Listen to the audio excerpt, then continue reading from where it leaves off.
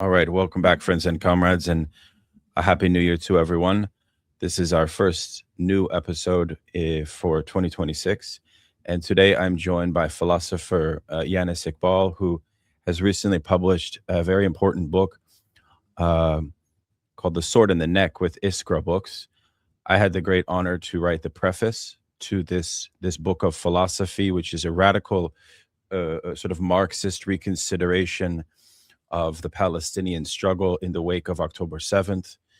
Yanis Iqbal is at Aligarh Muslim University. Um, I first became familiar with his work through articles in Cosmonaut, which we both published in. And I was, again, very pleased to read this work very carefully. Uh, I have the sense, Yanis, that what you've hit upon here is something like a critical ideology critique. The focus of your ideology critique is really to left wing intellectuals, Slavoj Žižek, Ètienne Balibar, um, post colonial thought, entire discourses of orientation. Um, One of the big things I do want to discuss with you, which I've also discussed with Mohammed Suleiman and others on my show, because on Emancipations, we have a whole section dedicated to the Palestinian struggle. So I want you to pay attention to that and to look at that. We did a wonderful event with Bikar, with Nadia Bouali and Ray Brassier as well. So, there's a certain ethical duty for left wing intellectuals to face the reality of the Palestinian struggle in a way that eschews a lot of the liberal frames of thinking this struggle. The subtitle of the book is Reading the Al Aqsa Flood. So, welcome, Yanis, and to Emancipations podcast. Let us begin with a sense of what really drew you to write this work. It is a relatively short work, but again, extremely comprehensive. Tell us about the prehistory that led you to write it. Yeah, so I thought of writing the book due to a growing sense of theoretical dissatisfaction that became impossible to ignore after October 7. I watched figures such as Zizek, Judith Butler, Balibar, and other Western philosophers respond to Gaza through frameworks that converged on the condemnation of revolutionary violence. And the moral terms were very similar. So, this convergence raised a question for me. That is the azan. I'm sorry if it is interfering with it. So that convergence raised a question for me, that is there an internal logic within Western philosophy, uh, shaped by its imperial environment, that renders it incapable of grasping revolutionary agency in such critical times? The language of ethics, vulnerability, and coexistence, it kept repeating in these philosophers' articles, yet it consistently ignored the material conditions of colonial domination. So, October 7 exposed a fault line of sorts. Alongside this critical impulse, there was a more personal reckoning. I realized that my own intellectual formation had unfolded primarily through Western theoretical traditions. These traditions had shaped how I learned to read and conceptualize politics. Yet when confronted with Al-Aqsa flood, they proved excruciatingly inadequate. Uh, so, writing the book became a way of working through this rupture, confronting the limits of my own theoretical formation. And one strategy that I would like to emphasize here, which goes beyond traditional academic convention, is the strategy of subversive recontextualization. It's a term borrowed from comparative philosophy, which involves drawing on figures who are usually excluded from what is traditionally considered as philosophy in order to interrogate philosophy itself. So I turned to Rifat and Muhammad Al Kurd in this spirit. Their writing, according to me, it does philosophical work of the highest order. And by placing their thought in dialogue with the established philosophical traditions, I try to critique Western philosophy. So this was also an impetus for me to write the book, to practice this method. Yes, Rifat al-Arir is If I Must Die is a very moving poem, which is included at the very beginning of the text. And just so people understand, one of Rifat's most interesting students, Mohammed Suleiman, has been on my show, I think, 3 times. And again, I want to recommend that folks look at those discussions. I want to now open up a bigger historical contextualization, and it's difficult to know exactly where to begin, but one place to begin, I believe, and I indicated this in the preface to your book, is to understand the effects of the Oslo Accords and the rise of Hamas as a political agent in Gaza, but in Palestinian politics and in regional politics as well.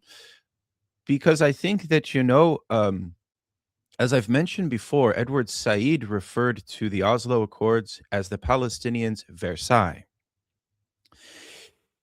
And, in the wake of this, we have an intellectual force like Edward Said, but you spend a good deal of time discussing the sort of fundamental inadequacies of his form of thinking liberation, while you recognize the profound contributions that he gives, particularly to narrative of Palestinian history and life, because at the time of Edward Said's prominence, I think he stood apart as a highly visible humanities intellectual within the Western Imperial Academy, and he played a very important role.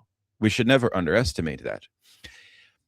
However, I want to invite you to discuss how things have changed since the Oslo Accords, and perhaps to give a bit of a historical overview about some of these dynamics which have led you to see, in glaring detail in some cases, the kind of implicit idealism of left-wing scholars when looking at the Palestinian cause, Palestinian struggle, and so on. And then we will move more closer to the present. Yeah. So, uh, Tawfiq Haddad, whom I met at the 2024 annual Palestine conference, he, I think, gives the best characterization of the Oslo peace process. He calls it a form of political rent extraction, which means that through the provision of Western backed economic rents, basically donor aid to the PA, imperialist powers try to de radicalize the Palestinian movement and thus strengthen Israel as an outpost of Euro Atlantic dominance. This, in turn, would help secure the conditions for a wider process of economic exploitation in the Arab region itself, oil extraction, unobstructed trade routes, etc. Uh, Crucially, this project was dependent upon the PA acting as a subcontracted apparatus for the Israeli occupation in terms of security and in terms of administration. But the Hamas government challenged this colonial arrangement by refusing to recognize Israel, Zionism, and the US controlled peace process. It rejected the subcontracting of security functions and instead it constructed a political, military, and social order dedicated to resistance. It developed alternative sources of supply to the Paris Protocol, which grants Israel significant control over Palestinian economic sovereignty. And Hamas also restructured production, taxation, public resources, agriculture to provide some relief to the people, which is not recognized because there is this narrative of Hamas being a self serving, corrupt body. But Haddad shows that it did temper neoliberal economics through welfareism. Uh, Now, Edward Said is very useful when it comes to recognizing the logic of the Oslo peace process because he did say that the Oslo peace process converted a colonial question into a question of mere misunderstanding, as if Israelis and Palestinians were just not understanding each other and uh, dialogue was what was needed. But I also think that his larger work and his larger theoretical contributions, they do replicate this logic, but in a more high philosophical or theoretical register. And I trace this to his methodology and existential condition of exile. Exile, according to him, generates distance from any single national or doctrinal anchor. And this distance then equips the intellectual to traverse multiple archives and histories without committing to any single framework. So, politics is not systematic, according to Said. It only appears as critique, exposure, and vigilance towards dominant narratives. Uh, and this has an impact on how he understands imperialism. For him, imperial domination appears as what he calls a polyphonic ensemble. It has multiple histories, intertwined trajectories, and continuous struggle.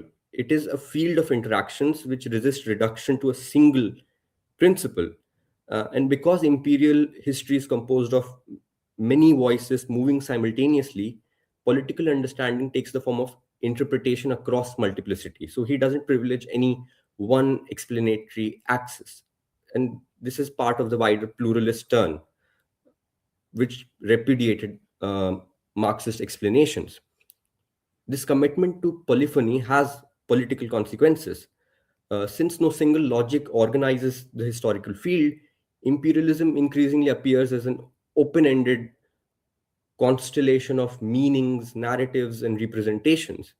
And Said's concept of imaginative geography is about this, about how land, belonging, and sovereignty they become clear through stories that gain legitimacy. So, legal ownership of land, according to him, follows narrative authority.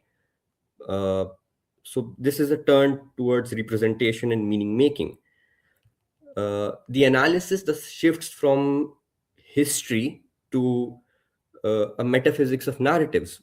Once imperialism is understood primarily as a project of imaginative domination, uh, it becomes defined less by the politico-economic mechanisms of extraction and more by an abstract drive to rule, which Said did describe as uh, an almost metaphysical obligation to dominate other people. Uh, and if imperial domination operates through these imaginative geographies, then resistance also takes the form of counter narration, and ethical reflection on shared histories. That's why Said's politics emphasized the value of education. He constantly talked about uh, educating both Israelis and Palestinians so that they could let go of their uh, fixed identities. But it has its limits. Because Said rejects systematic theory as inherently reductive, his framework lacks a mechanism for identifying decisive sides of antagonism. The polyphony that he theorizes, it remains generalized. Power appears everywhere and nowhere at once. Without a principle for distinguishing contradictions, primary from secondary contradictions, imperial domination becomes an almost atmospheric condition instead of a system with identifiable points of leverage. And I think critics like Ejaz Ahmed have emphasized this. They have talked about how uh, Said inflates the role of discourse, ideas, and images. Um, Military force, capital flows, class alliances, state apparatuses, they lose analytical centrality. Decolonization then appears as a cultural or educational awakening. So Said celebrates the Bandung conference, but he ignores the role of armed struggle. Ejaz Ahmed very incisively noted in his book In Theory that Said never asks who provided the arms for the cultural decolonization that was going on at that moment, and it was the Soviet Union. So the analytical centrality of state, political economy, and these material referents, that kind of vanishes. Uh, but at the same time, I would emphasize that Said's work is very complex and he says many different things at different moments. But this is one theoretical thread that dominates his works.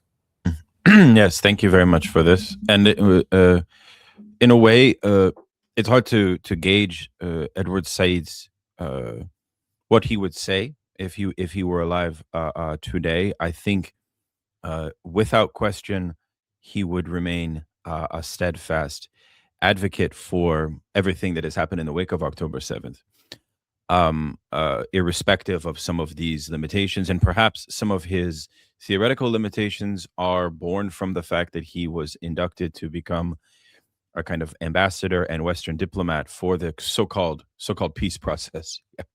Uh, so the reality of the ideology of Zionism and the question of the manipulation of anti-Semitism has been something which has been at the heart of what we call Hasbara propaganda. And I have the sense that, and I did an interview for by the way with a wonderful political economist of the Middle East, Adam Hania, and we spoke a lot about the analog of South Africa to thinking the contemporary moment.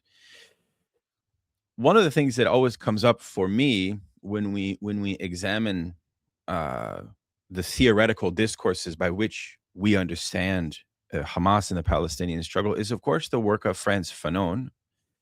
And Fanon is an interesting figure. He's very important, I think, in your book in general. He's an interesting figure because he is sort of like this figure that's pulled in multiple directions. And there's a way in which you have different readings, like Homi Bhabha has a certain reading of Fanon. Jean-Paul Sartre has a certain reading of Fanon. Everyone has, in a way, their own Fanon. And one way, perhaps, to maybe precisely hit upon the question of Frantz Fanon is to define his conception of revolutionary violence, because I do think that part of the problem regarding how the imperial left or the sort of general Western intelligentsia looked at October 7th was through a prism which effectively saw it as nihilistic violence. And could you invoke perhaps your own conception here of Fanon? How does Fanon speak to your book and to your conceptualization of the situation? Yes, so I um, mentioned Fanon in my book once, I think, uh, to make a point about spatiality, but he does serve as a general theoretical inspiration, and he is present in implicitly many of the arguments I make. Uh, and I would say that the reason why I didn't talk more about him is because uh, he is invoked a lot. And I think that the constant invocation of Fanon, it does prevent the production of alternative theoretical trajectories. So, like Fanon is not the only anti-colonial theoretician. Uh, there are other theoreticians, and even Fanon would have wanted to put him in other constellations, to put him in conversation with other people. There is an institute called the Institute for Decolonizing Theory based in Egypt, and they have this interesting idea of talking about philosophers after October 7, not to seek their authority or legitimation uh, to talk about it, but as figures whose thoughts can be changed by Operation Al-Aqsa Flood. So it is Operation Al-Aqsa Flood that opens up new dimensions in their philosophy. And I try to do that through the dimension of spatiality. Uh, and spatiality also functions as the hinge where Marxism and post-colonialism ontologically diverge in my book. Because Fanon offers an understanding of reality that resists the post-structuralist tendency to dissolve the world into endless fluidity, ambivalence, and textual play, despite what Homi Bhabha would say. his thought begins from the recognition that domination materializes as a kind of blockage, barriers to movement, to perception, to breath, to life itself, and these blockages demand rupture. They exist as concrete limits imposed on bodies and senses. And that is why Fanon's politics generates movements of breaking, crossing, and reoccupying space. Uh, in The Wretched of the Earth, colonialism appears as a divided world organized through hard partitions. There is this famous passage in which he talks about the settler's town and the native town, which embodied two incompatible modes of existence. Uh, and This Fanonian ontology stands opposed to post structuralist and postmodern approaches that treat power primarily as a play of representations or difference. Uh, Emancipation for Fanon requires a politics capable of transforming the restrictions imposed on bodies. So the colonized subject emerges through struggles that render sealed territories permeable, that break the confidence of fortified spaces and convert immobilized land into a field of collective action. Uh, and in the context of Palestine, Zionism reproduces itself with extreme intensity uh, through a spatial grammar that rests on fences, walls, checkpoints, and blockades. Within this context, Fanon allows us to grasp resistance as an ontological intervention. The breach of fences, the collapse of surveillance infrastructure, and the re-entry into forbidden land during Operation Al-Aqsa Flood, it enacted a politics of permeability, which is nothing but decolonization in practice. The act of crossing space without permission shattered the colonial fantasy of impermeability. Land ceased to be uh, an abstract horizon guarded by technology and law. It reappeared as a surface capable of being touched, traversed, and claimed through collective force. So, this ontological reflection on spatiality was very crucial for me. And that is what I took from Fanon. Excellent. Yes, excellent. I appreciate that very much, and I feel as I try to sort of point out a bit of a genealogy in my preface, um, about how even Jean-Paul Sartre, in his famous preface to that he wrote to the Wretched of the Earth, I tried to point out that another dimension of post-colonial thought that has excised they have excised the Marxism from Fanon, in the sense that the concentration of revolutionary violence is to serve an end that is ultimately forged in a materialist conception, built around a vision for the construction of a mode of production that would be other than the capitalist colonial mode of production. And I think, and you reference Mehdi Amel, the great Lebanese Marxist, in your work, and I reference him as well. I want to now introduce maybe Mehdi Amel. We have done a study group on some of his work, including a soon-to-be translated piece that he wrote on Fanon. We just saw the early draft version of this piece. You can check it out on the YouTube. But what was so useful for me was this Marxist emphasis. So we have the theorization of a conception of revolutionary violence in the service of an anti-capitalist thrust in Amel's conception. And of course, Amel still influences the Communist Party of Lebanon today, for example. And I actually do want to ask you how you see at a later moment, the question about socialist and Marxist politics within the region. We can talk about that. But keeping it at the level of theoretical contributions and figures, who is Mehdi Amel for you, and how do you fit him into your conceptualization here in the book? Yeah, I take a very specific point from Mehdi Amel, and it is again to put him in conversation with uh, contemporary emphasis on the role of structures, broadly speaking. Again, post-structuralism intervenes here when I talk about Mehdi Amil, because uh, he provides a rigorous Marxist ontology of imperialism that escapes both economistic reduction and the post-structuralist dissolution of structures. His work clarifies what post colonial theory consistently obscures: the fact that imperialism produces a single historical field structured by inequality, within which differentiation, multiplicity, and unevenness occur. So he talks about structural unity through contradiction, and this phrase is very productive. Imperialism binds the historical becoming of colonized societies to the movement of metropolitan capitalism, while simultaneously binding metropolitan development to struggles unfolding in the periphery.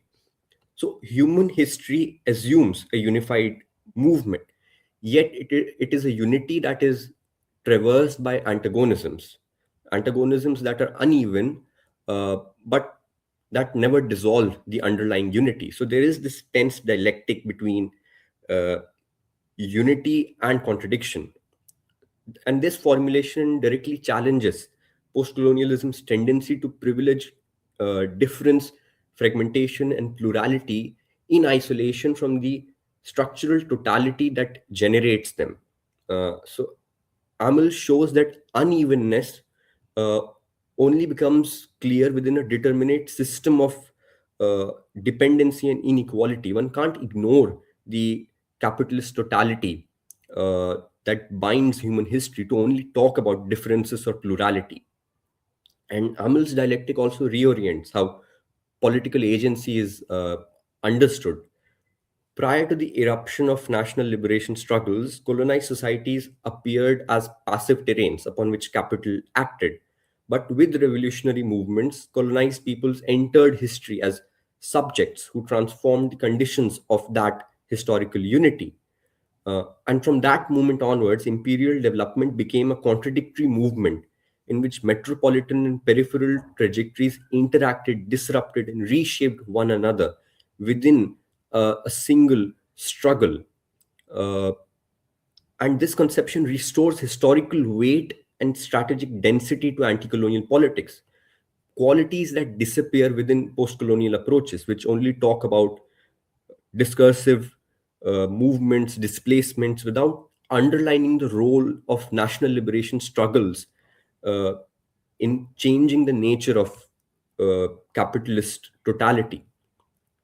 And Amil also theorizes impossibility, which is another key term in my book, because when you read Zizek, Balibar, Judith Butler, they constantly talk about possibility. They write as if Hamas disrupted a possibility of peace that existed before. But Amil repeatedly talks about impossibility. Imperialism opens certain connections, Amil recognizes, but it simultaneously forecloses certain paths of development. What had once appeared possible within pre colonial or early capitalist contexts becomes structurally blocked once the colonial relation forms. And this sense of blockage again aligns closely with Fanon's spatial ontology. Both thinkers insist that domination manifests as enforced limits that require rupture through revolutionary violence. In contrast, contemporary theories tend to celebrate openness, hybridity, and mobility while neglecting the systematic production of impossibility that, according to Amul, defines colonial and imperial power. I wanna invite you to maybe say some general points regarding the kind of hegemony within contemporary intellectual life, more broadly speaking. I think it's not only a hegemony that's in the West, although it's mainly concentrated there. Regarding post-structuralist and post-colonial forms of thought, uh, what what are the origins of this hegemony or this power of post-structuralist forms of thinking, subjectivity, of thinking ontology, of thinking political agency? I think you are already developing your line of critique of it, but maybe we could take a step back and open up for the benefit of the listeners, perhaps a little bit about its origins, intellectually, philosophically speaking, as well as, and then sort of related to that, why you think Marxism still speaks to the inadequacies, the shortcomings of these wider discourses. Yeah, so the origins of post-structuralist and post-colonial approaches, uh, I think with regard to Palestine, they're especially relevant because the historical movement in which these theoretical approaches emerged, it speaks a lot about their political character. So, briefly, it was due to a gradual unraveling of the three historic compromises of the post World War II era: Sovietism, social democracy, and national liberation movements. And this unraveling, it found a parallel reflection in the state of Palestinian struggle. So, post colonial studies emerged during the 1980s, and there was an inadvertent mirroring of the disarray faced by the uh, in 1982, in the aftermath of the Israeli siege of Beirut, there was the expulsion of the PLO from Lebanon and the Sabra and Shatila massacre. So the Palestinian cause was encountering formidable trials. Uh, the American empire had employed all its machinery to delegitimize and vilify the PLO. Uh, PLO was designated as a terrorist organization. Uh, and even the US ambassador to the UN was forced to step down due to interactions with the PLO representative. So there was this weakening of the traditional anti systemic forces at the hands of the global north.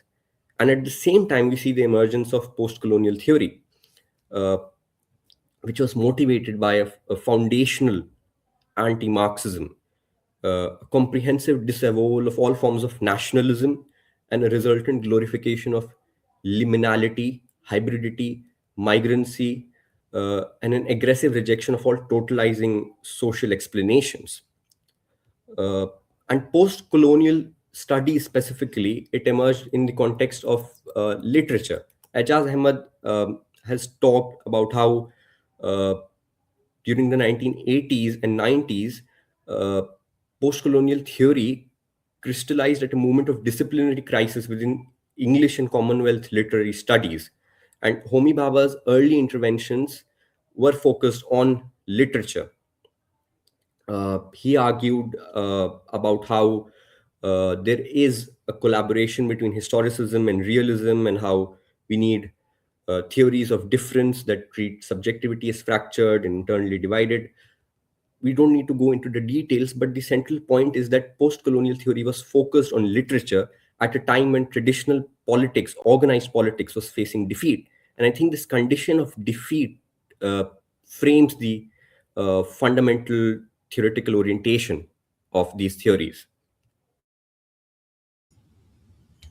Yeah, so the the Marxist analysis that focuses on a conception of social processes as bound up with material relations of production and forces of production, class domination, um, the role of surplus exchange, et cetera, et cetera. All of these categories are marginalized or from our intellectual analysis. Now, obviously, one of the big Marxist points regarding the colonial nexus and colonial problem was the question of comprador intellectuals and the class analysis, which even a thinker, of course, like Fanon and Mehdi Almo, to use two examples, but many other Marxist thinkers of colonialism, anti-colonialism, they focus a lot on the class question.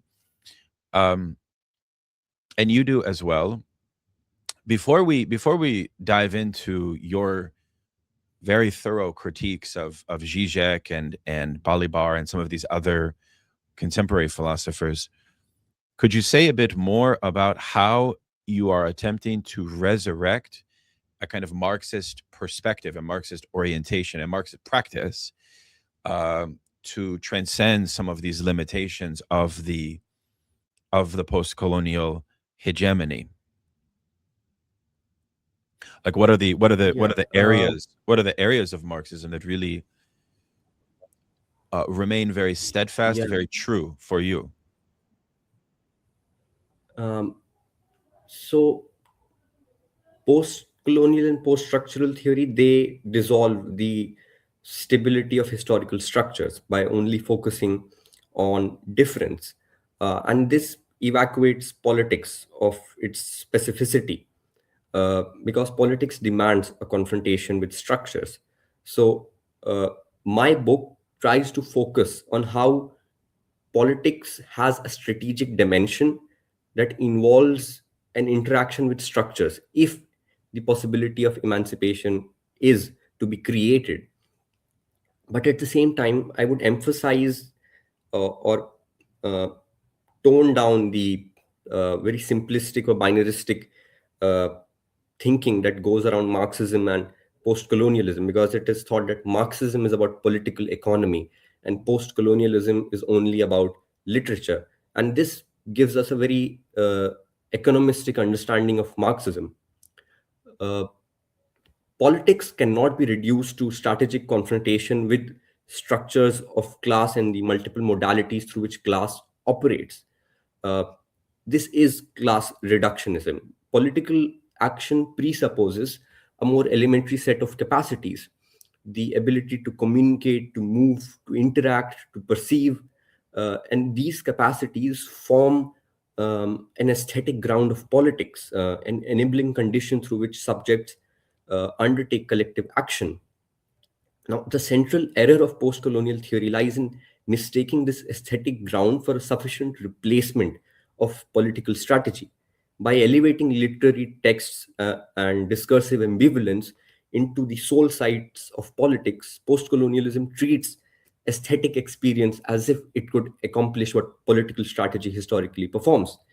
Yet, aesthetics and strategy exist in a reciprocal relation, and this is ignored in like Vivek Chibar's work, where he very simplistically tries to say that Marxism is about political economy, while postmodernism is only about culture. This binary is wrong.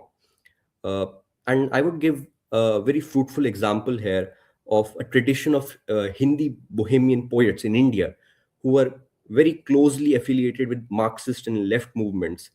Uh, Figures such as Nirala, Trilochan, and Nagarjun, they wrote about the beauty of nature, the intensity of love, everyday joys. But these moments of lyric openness never functioned as retreats from politics. They worked as emancipations of the senses, as breaks from the regimes of scarcity and humiliation imposed by class society. And it was precisely through this aesthetics that their poetry opened on to sustained engagements with questions of political economy, agrarian exploitation, caste domination, hunger, and state violence. So I would say that Marxism is not just a resurrection of political economy, it is an analysis of the reciprocal relation between aesthetics and the domains of structures, capital, state, and other. So I would avoid the resurgent tendency to uh, simplify Marxism against these theoretical traditions. Yes, and also the acknowledgement that often occurs in the cacophony of debate in the West in regards to the Palestinian struggle. Within socialist and Marxist circles, we have very unfortunate kind of arguments often where people will say, like, well, we don't really have a colonial subjectivity, or the colonial subject cannot be thought in relationship to a global proletarian subject. So Marxism is also something which has a focus on revolutionary subjectivity. Of course, that doesn't mean that Marxism is a subjectivism, because Marxism is based on dialectical materialism, which would, by its application, eschew a subjectivism. right? Which is why, frankly, when you look at a thinker like Žižek, who tries to fuse Lacan with Marx, right? You do actually fall into a type of pessimistic subjectivism of despair. But one of the things I try to point out is that maybe one could do a type of subversive reading on Žižek, where you extract some of his most Marxist insights, because he's written so many books and so much, so like I go back to his book on violence, or I go back to his book In Defense of Lost Causes, right? Where actually there are passages, right, in which even though he doesn't invoke them for Palestinian struggle, one could apply his endorsement, his engagement of thinking a positive conception of revolutionary subjectivity. You could apply it to there, even though he doesn't, which is, of course, very unfortunate. And even added to which, the Zionist media machine tried to portray Zizek's highly moderate, kind of liberal response to post-October 7th. They tried to portray it as extremely left-wing, extremely Marxist, which of course it's not. So that's very helpful. And I want to now, in fact, actually turn to Žižek. What I noticed in your section on Slavoj Žižek was that you are not a slouch when it comes to reading Žižek. In fact, you have read a lot of him, and maybe even been influenced by him, perhaps when you were younger, like many of us have. So my question is, please elaborate on your view on Zizek's work. I think what you offer here is a comprehensive critique. I've tried to do some of this. Frankly, it's one of the things I need to write more. I've given a lot of talks on this, but I need to write more. And you really have systematically elaborated a comprehensive critique of his own political ontology and its limits. Can you paint that picture for us? And then I'll probably have follow-up questions. You kind of summarized it by talking about how grafting Lacan onto Marx, involves subjectivist reinterpretation of Marxism, and I elaborate that some way relating to politics. I trace how his political thought is directed by a highly unchanging philosophical system that governs his political judgments in advance. Politics appears in his work as an illustration of a pre-established ontology of lack, negativity, instead of a historical or conjunctural process that itself teaches us theory. And this produces a recurrent mismatch between Zizek's conceptual radicalism and the left liberal conclusions he draws. So the first step in Zizek's political theory consists in the identification of politics with abstract negativity. He treats the constitutive lack that is talked about in Lacanian psychoanalysis as the ultimate ground of political life. Human freedom emerges through subjective destitution, the courageous assumption of failure and non-closure, and the political act affirms this lack. It sustains indeterminacy. This ontology functions plausibly at the level of the individual, at the level of individual subjectivity. The gestures of destitution that he analyzes through films such as Fight Club, they express a movement of separation from ideological fantasies. They rupture the assigned identities. However, this individual experience is elevated into a general theory of politics. Once this extrapolation occurs, collective struggle is reduced to a repetition of individual disidentification. Politics becomes a matter of maintaining awareness of lack rather than transforming material relations. And the second step follows directly. Because negativity is treated as a constant, Zizek brackets the specificity of social structures. Capitalism, colonialism, imperialism, they appear less as historically articulated systems and more as uh, expressions of a universal failure of social totality. So they all serve as embodiments of a lack that has now been uh, extended to the level of this social totality. Class struggle then loses its status as a material process that produces new institutions, capacities, and forms of organization. This positive dimension of class struggle or generative dimension is replaced by the logic of abstract negativity. So class struggle is now an index of impossibility rather than a laboratory of construction. The proletariat is merely a negative agent whose function lies in revealing the non existence of society, in saying that society does not exist, basically making a philosophical point about lack. Uh, this philosophical move explains why he remains blind to colonial situations, because colonialism operates, as I said, through enclosure and spatial immobilizations. These mechanisms generate a zero sum structure in which domination sustains itself through material force rather than ideological misunderstanding. Yet, Zizek consistently reinterprets such conflicts as tragedies of mutual fanaticism. The antagonism between settler colonial violence and anti colonialism is reframed as a clash between extremists and reasonable moderates who still believe in coexistence. And the moderates are typically Europeans, the EU. So the ontology of negativity, it produces a liberal political effect. The colonized are advised to recognize the futility of struggle and to accept uh, the lack that structures reality. So Zizek retains radical vocabulary, but he advocates liberal pacifism in the context of Gaza.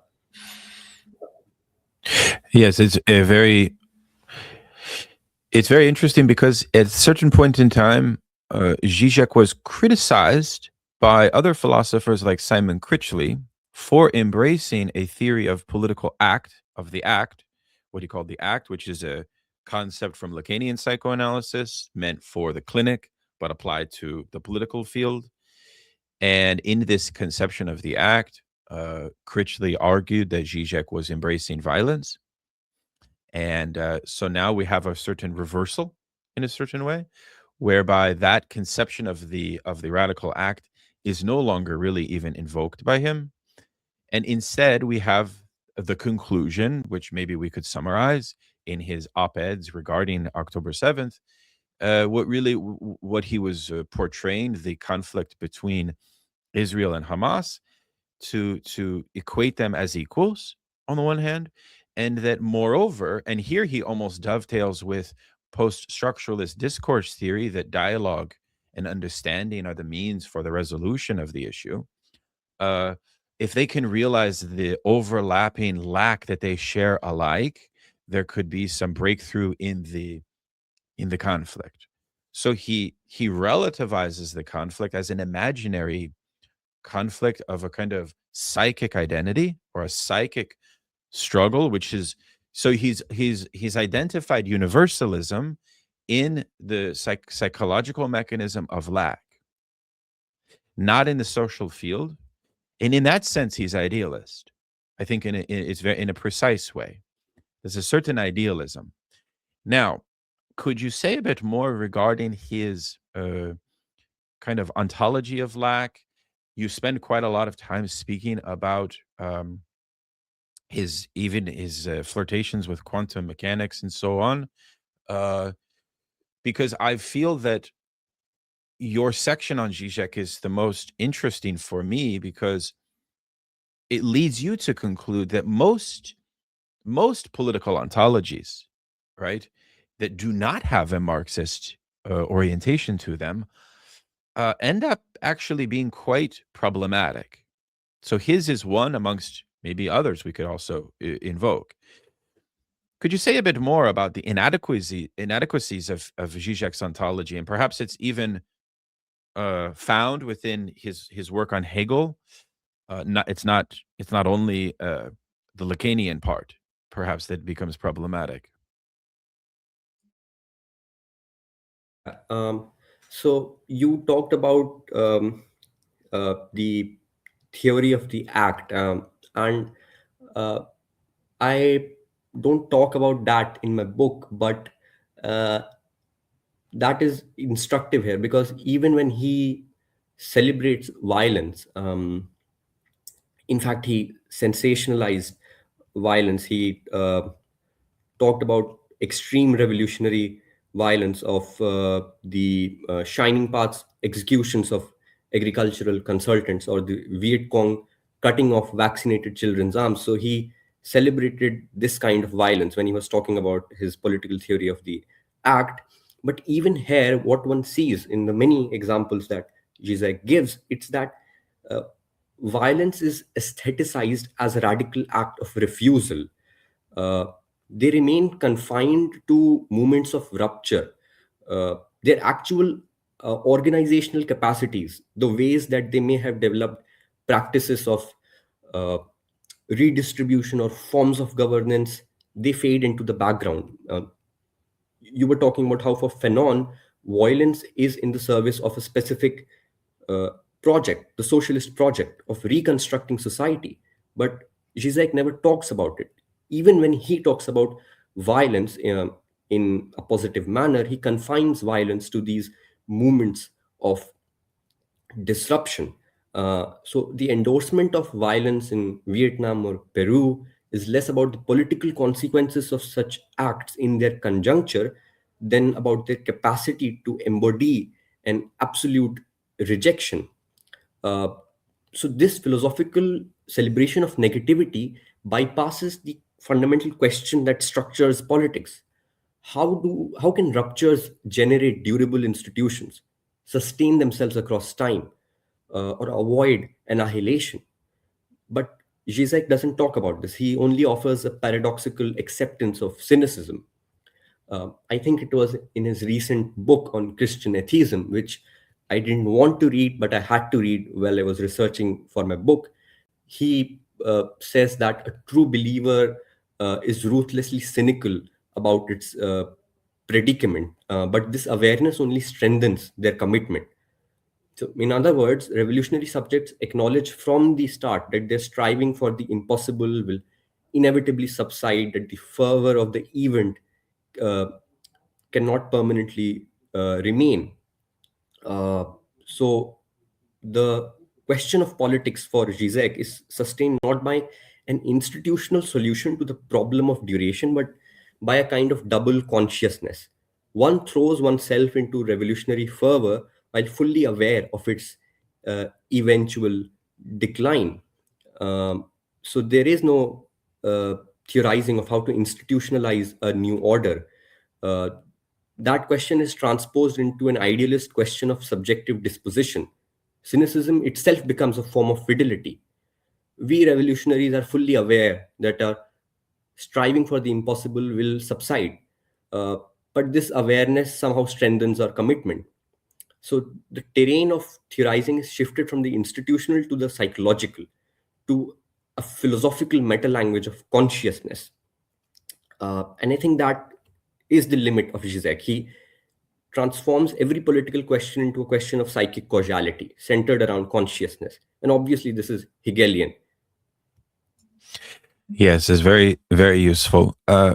Thank you for that. And again, I think if folks focus on your book, pay particular attention to the section on Zizek because he's so widely read on today's left, and to his credit, I think I would be very interested to see what he thinks about your criticism.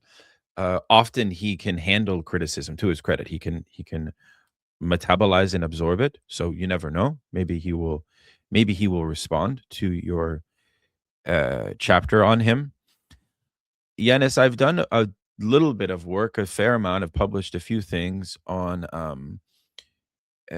contemporary Marxism and Islamic politics or Islamism, etc. I wanted to maybe invite you to say a few things, both within the specificities of the Palestinian solidarity movement, how socialistic as well as Marxist strategic perspectives are integrated by Hamas and other actors within the anti-colonial movement there. And maybe also if you could speak perhaps from a more bird's eye point of view, given that you are based in a region which has a very large Muslim population. I don't want to use this notion of the Muslim world. I think it's a bit of an antiquated construct. But perhaps I would ask you or invite you to say something regarding the ideological harmony and disharmonies and points of confluence and collaboration between Islamist forms of thinking liberation. Because one of the things, of course, is that many Eurocentric points of view would say Islamism cannot think liberation, right? Which I think you would deny this. I mean, I would deny this. Of course it can, right? I think even as Marxists, we should fully embrace that it can. I think because we're not viewing these movements in an uncritical way. We're not fetishizing them. Why would we do that? You know? So because there's this tendency of totalization. He says there's no cooperation possible. I wanted to invite you to maybe reflect on that more generally, and you can take that in any direction that you wish. Yeah. So of my book, I don't remember the person who reviewed it, but he did point out how I don't talk about Islamic subjectivity, and that is, I think, a glaring absence in my book, because Islamic subjectivity is a major political constituent of what Hamas is doing. Uh, and their motivations for resisting Zionism, we can't transpose our Marxist motivations onto them. Uh, their struggle is motivated by the confidence, by the militancy that is uh, given by Islamic subjectivity. So that obviously needs to be theorized more, and which I don't do in the context of Palestine. But more generally, I think 3 years, 4 years back, I wrote an article about Red Islam, about how communism and Islam have uh, mingled with each other. And I mentioned a very interesting incident in which Muhammad Raza Hakimi, a renowned Iranian scholar who passed away in 2020 or 21, he wrote a letter to Fidel Castro. Uh, it was called Son of Justice, and he talked about a Quranic society, and how a Quranic society is basically the abolition of private property. So there are these historical exchanges between the left and uh, Islamic liberation theology, we could say. Uh, but at the same time, within the context of India, I have been involved in student organizing, uh, and I have faced many organizational problems when it comes to collaborating with Islamic student outfits, because the problem is that on larger questions such as the solidarity with Gaza, obviously the left student organizations, they did show up with Islamic student outfits as a united front. But on questions of gender, for instance, on questions of LGBTQ rights, Islamic student outfits, they uh, are atrocious. They are even abusive towards comrades in left student organizations. Uh, and when I was told by some liberals that why don't leftists at your campus collaborate with them, uh, I asked how could our comrades collaborate when they were facing almost daily abuse for being gay or for being queer. So I think the question of collaboration with Islamic political actors, with uh, the socialistic potentials of Islamic liberation theology, that is very contextual. Um, and Abdul Jawad Umar, he was writing about the question of political Islam. in the context of the Gaza genocide, about how liberals and even many leftists, they say that Hamas represents a form of Islamist and authoritarian entity. But he points out how uh, it is the only actor that was capable of producing a national unity effect through Operation Al-Aqsa Flood, and no other actor has matched its capacity. Uh, and before social questions of gender can be addressed, there is the existential question of genocide. And in that context, he says that uh, one has to seriously theorize the role of Islamic subjectivity in the anti-colonial struggle. And I think that's a research direction that someone else could take. Yeah, I think it's very interesting because I've the work that I've done in this area is, of course, on a thinker who did his dissertation with Ernesto Laclau, but is very, very committed to an Islamic conceptualization of contemporary power dynamics affecting Muslim subjectivity. Is his name is Salman Sayed, a very, very compelling scholar who's done quite a lot of work on reconceptualizing the caliphate and who has formulated a conception of Islamic politics in line with Marxist and post-Marxist conceptualizations. Um, I have tried to push him to interrogate this fusion more because he does have a bit of taboo or sort of a critical distance to Marxism, but I've tried to soften that because I do think that he theorizes the Islamic subjectivity as what he calls a scandalous presence in the modern world. And there is a way in which the status of Muslimness, in its ostracization, in its treatment by colonial powers, by imperialism, by Islamophobic discourses, um, has so much resonance with proletarian uh, subjectivity that it behooves us to examine that nexus.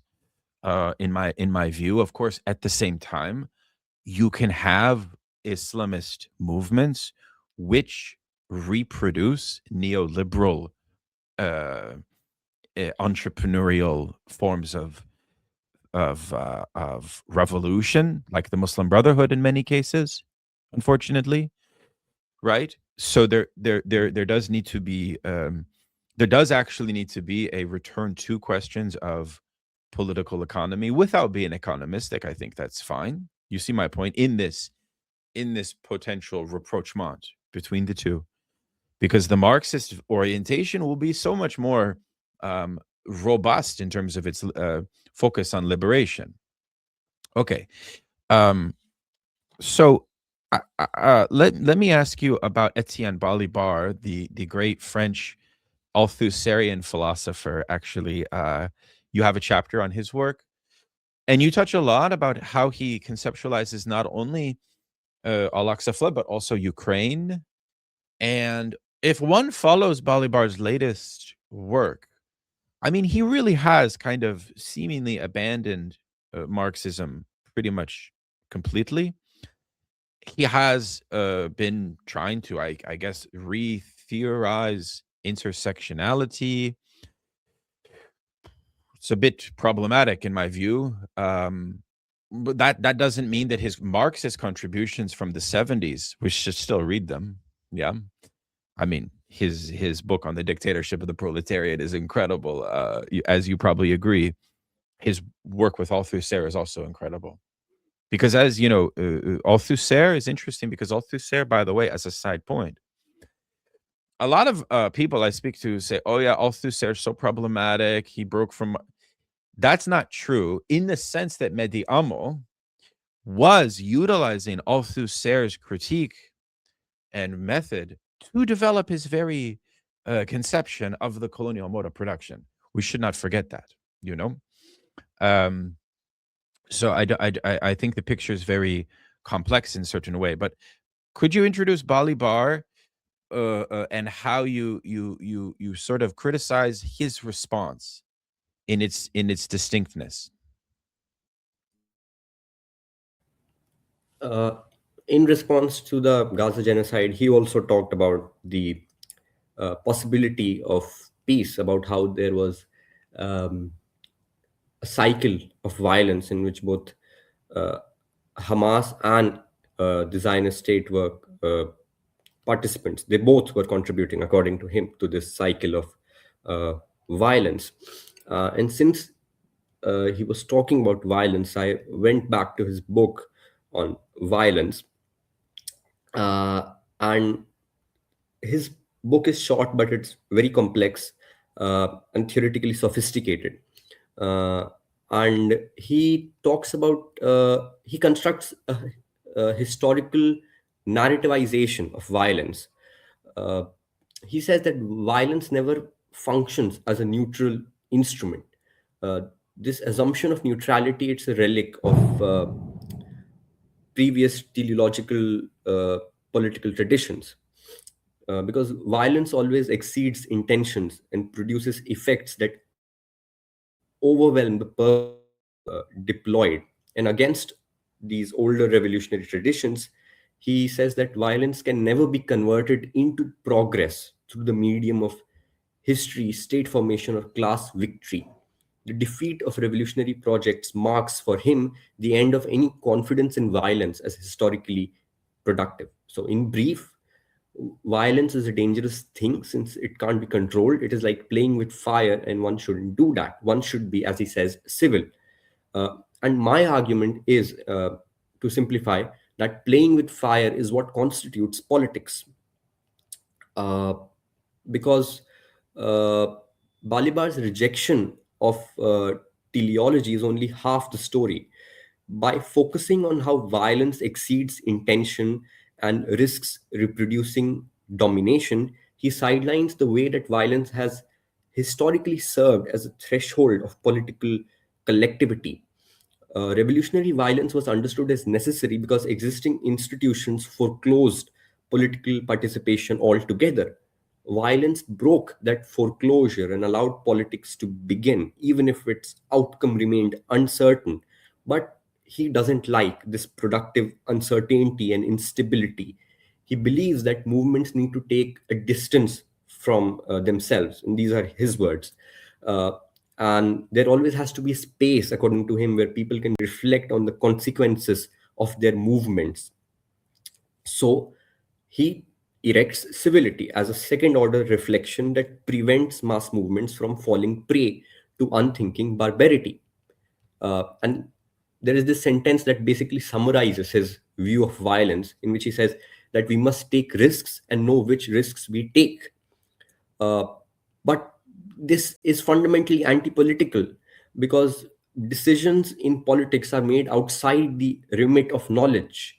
Uh, in politics, the risks that are to be known are outside of one's grasp, since their effects come into display only when they join the general field of social reality. Unless we take risks, we are never going to know their precise character. So this, kind of pacifist or stabilizing attitude is the fundamental flaw in Balibar's philosophy of violence. Yeah, and I really like the focus you make towards the end of the book on the way that learning and not new knowledge can come from a conjunctural analysis. Like there was this very silly debate kicked up by an interview with this liberal economist called Adam Tooze, where he said, similar to Foucault, right? This false idea that Marxism is uh, a relic of the 19th century because Marxist horizon of thought was bound up with problems unique to 19th century. Of course, this is insane, an insane proposition which is so easily rebuked. It's so easily rebuked when you see something like what we're talking about, and we understand this notion of the dialectic as capable of generating new knowledge in political acts. Could you say something about that idea and also this subversive recontextualization of even Kanafani, is it Ghassan Kanafani? Is that it? I'm less familiar with him, but of course you get the title of your book from him. And so how can we learn from the Palestinian struggle in a way that is not fetishizing them as some great victims, right? Which I think many on the left would be probably doing this. They would be willing to do that. This is not our proposal. This is not your proposal at all. So what is like, because you said, like, before with Balibar, there's a kind of static interpretation, just as there is with Zizek's ontology in a certain way, where there's a foreclosure and a refusal to learn from this moment. This is not what you advocate. Can you, maybe as a kind of final question, can you kind of say something about how the tools of your analysis, conceptually and practically, could assist us in such learning? Yeah, so the first point should be in realizing that knowledge is heteronomous, that it it is not autonomous on its own, and that it is always produced by the conjuncture. And in the context of Gaza, uh, it means that there was a stasis in the production of knowledge that was broken by Operation Al-Aqsa Flood. In the Palestinian case, years of peaceful protest, appeals to international law, and non-violent mobilization produced no shift in the balance of forces. The Great March of Return and other peaceful initiatives were met with lethal uh, repression. Dialogue or the circulation of knowledge continued, yet nothing moved. And this is what I call a discursive dead end. Politics had frozen into ritualized condemnation, humanitarian concern, and endless debate. Uh, so Marxist materialism begins from a different premise. Knowledge never floats freely above social reality. It is generated through struggle, disruption, and shift in the relations of force. Uh, a very productive term that Gramsci uses. And when those relations of force become static, discourse turns into repetition. Uh, and here I talk about the mechanism of Kickstart. I basically exploit the metaphorical resources of Kickstart to show how sometimes there are impasses in conjuncture in which knowledge production has to be kick-started through uh, other means. And Al-Aqsa flood functioned precisely this way. It was a violent intervention that shattered a stagnant political field. It did not resolve the political situation, but it opened it. It reintroduced antagonism. Uh, and I would here say that this is not a romanticization of violence. Revolutionary theory retains its full importance. What changes is the recognition of its heteronomous production. Thinking follows action when action breaks a deadlock. And in the Palestinian context, the possibility of any meaningful dialogue rested on the corporeal force of anti colonial resistance. So I think if we recognize the heteronomy of knowledge, the production of knowledge will occur in a far more fruitful manner. Thank you very much for that. Thank you very much for your time and your insights. I very much find your analysis refreshing, and I will have a link to the book, which can be downloaded for free. But I would only say, if you decide to download the PDF, you obviously can do that. You should make a contribution to the publisher, because they publish excellent works of Marxist thought, scholarship, and militant uh, topics that concern us. Um, Perhaps as an encore question, Yanis, you might tell us what you're currently working on. Yeah, I'm currently working on decolonial Marxist poetics in the Hindi literary tradition. I know it's radically different from what my previous books have You been had about. mentioned that a moment ago, yeah. Or yeah, you kind of made a reference to that. Excellent. Well, if you ever come to the United States, to Washington D.C., we will love to host you here for some kind of live program. Um, Thank you so much for this contribution. And we wish you the best, comrades. All the best. Thank you very much. Thank you.